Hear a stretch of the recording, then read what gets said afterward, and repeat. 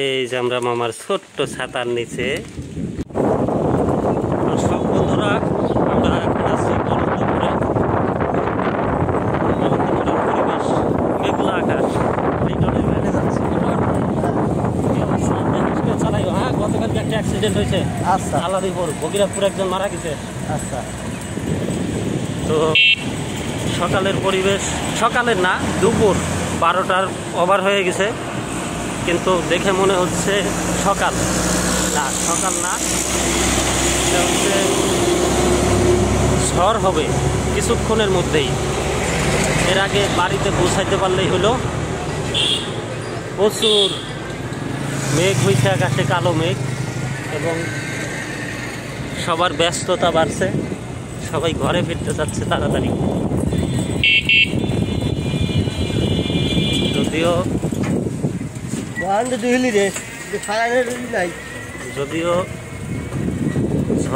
ঝড়ের পূর্বাভাস আগেই ছিল, আবহাওয়া থেকে বলা হচ্ছিল যে আজকে কয়েকদিন ধরে, মানে এই মাসের 19 তারিখ পর্যন্ত লাগাতার এই সম্ভাবনা থাকবে।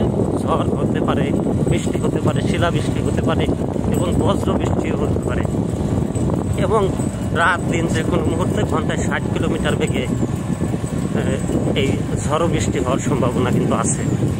তো দেখেন, এই যে পরিবেশ কিন্তু একদম অন্ধকার।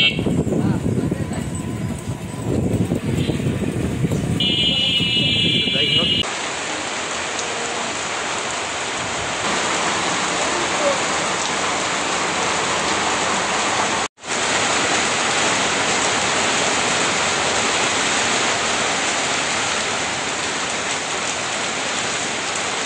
এই যে আমরা মামার ছোট্ট ছাতার নিচে, বৃষ্টি হইতেছে।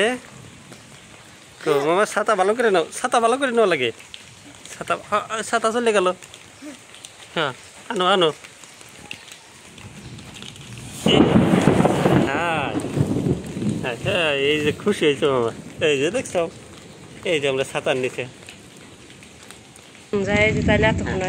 এই যে মামা কত সুন্দর একটা হাসি দিছে, হাসি। ছাতা ছাতা, এই যে ছাতা কয়। এই যে আমরা মামার ছোট ছাতা নিয়ে, ছাতা ছাতা দেখছ, ছাতা কয়। আমরা মামার ছোট ছাতা নিয়ে বৃষ্টিতে ঘুরতেছি না। হ্যাঁ হ্যাঁ, এই যে ছোট ছাতা, ছাতা ওই দেখ, ছাতা কয়, দেখছ ছাতা। এই ভিজে যাবো আমরা, যাও।